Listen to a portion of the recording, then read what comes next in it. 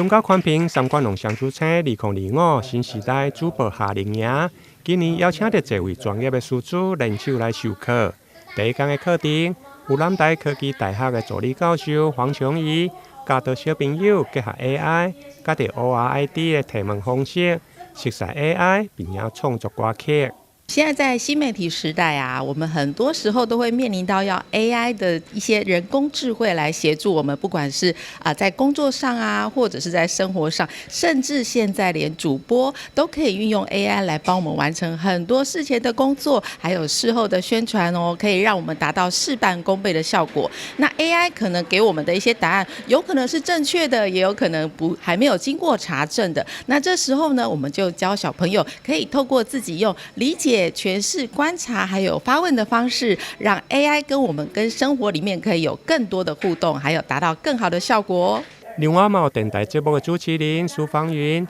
引导小朋友透过声音的艺术表达情感和创意。新时代主播夏令营，那么这一堂课呢，我们是以声音怎么样来变魔法为主，就是要教导小朋友怎么样来运用声音在日常生活当中，怎么样把你的声音灵活运用，让它有更多的生命力。你在所谓世界面对各界的诱惑，如何协助囡仔发掘家己的情绪，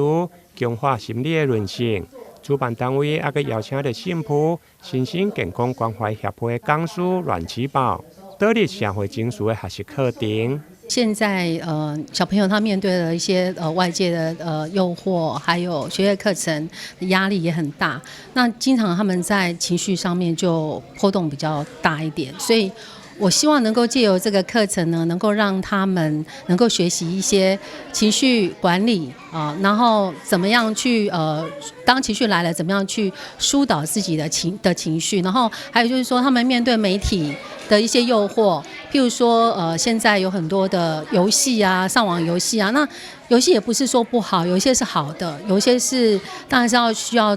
挑选一下。那我们要怎么样去做自我管理跟克制？那这个都是比较重要的，在那个社会情绪学习方面，这都比较重要的。最后，还有创意摄影课程，邀请到巨汉摄影总监郭崇南，教导创意的摄影，加着画面的构图，打开小朋友的视觉讲故事的能力。今天主要就是比较不一样，就是我们会教小朋友用光来做画画，